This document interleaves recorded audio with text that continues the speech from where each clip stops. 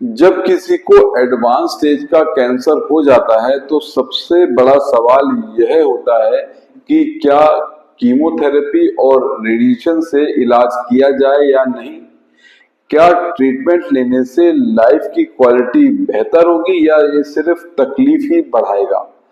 खासकर जब मरीज बुजुर्ग हो तब फैसला लेना और भी मुश्किल हो जाता है। नमस्कार, मैं हूं डॉक्टर आर के सिंह और आज मैं आपको एक ऐसी कहानी सुनाने वाला हूं जो कई परिवारों की वास्तविकता है। इस वीडियो में हम जानेंगे एडवांस कैंसर में ट्रीटमेंट के क्या फायदे और नुकसान होते हैं, बुजुर्ग मरीजों के लिए कौन सा ट्रीटमेंट सही रहेगा और कैसे परिवार वाले सही फैसला ले सकते हैं जिससे मरीज की जिंदगी का हर दिन सुकून से बीते। यह वीडियो आपके और आपके परिवार की सोच साफ करेगा और आपको बेहतर निर्णय लेने में मदद करेगा। तो वीडियो को पूरा अंत तक देखें क्योंकि यह आपकी जिंदगी बदल सकता है। मेरे एक मरीज रमेश जो 72 साल के थे, एक दिन अपने बेटे राजेश के साथ मेरे पास आए और बोले कि पापा को कैंसर है और डॉक्टरों ने कहा है कि यह एडवांस स्टेज पर है। हमें समझ में नहीं आ रहा है कि कीमोथेरेपी करवाएं या नहीं।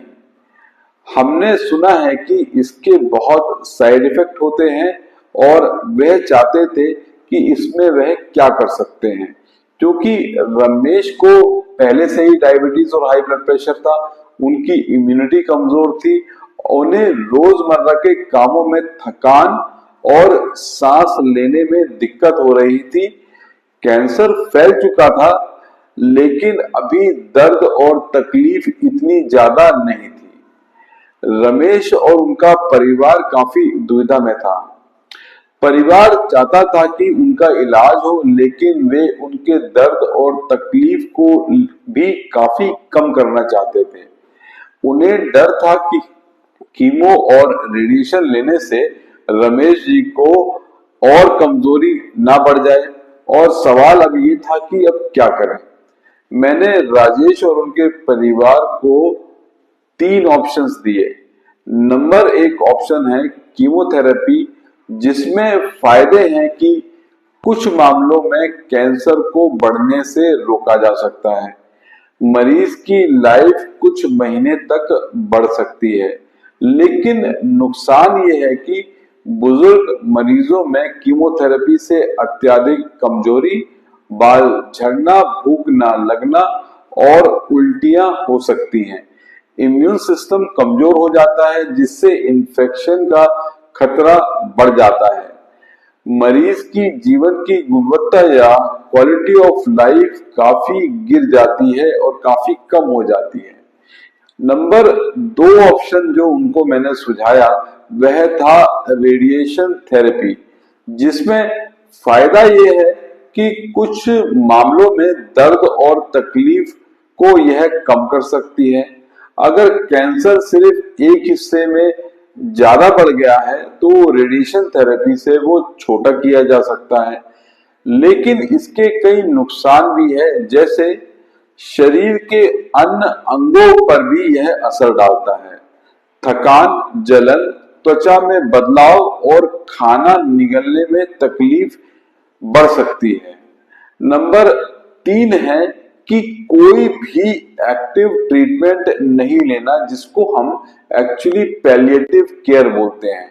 उसका फायदा यह है कि मरीज के दर्द, सांस लेने में तकलीफ और कमजोरी को दवाई से कंट्रोल किया जा सकता है। मरीज में के जो आखिरी दिनों में आरामदायक और सुखद बनाया जा सकता है। परिवार के लिए ये कम तनावपूर्ण रहता है क्योंकि मरीज को हॉस्पिटल में बार बार भर्ती नहीं करना पड़ता।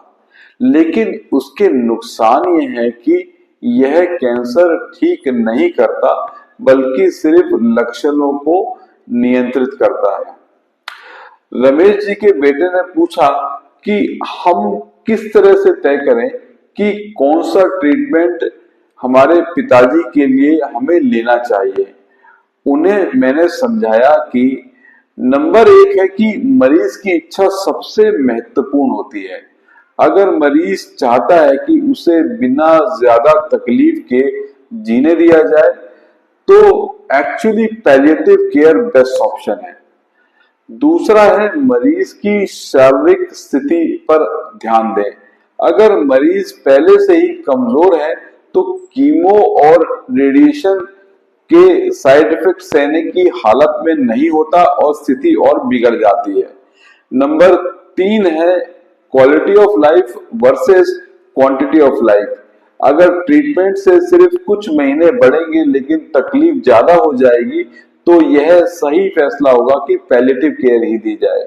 नंबर 4 है परिवार की मानसिक स्थिति भी काफी महत्वपूर्ण है।